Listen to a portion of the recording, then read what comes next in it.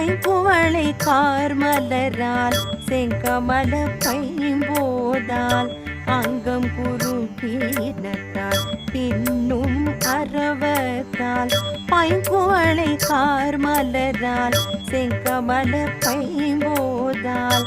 அங்கம் குருகீனத்தால் பின்னும் அரவத்தால் தங்கள் மலம் கழுவுவார் வந்த சார்தலினால் எங்கள் பிராட்டி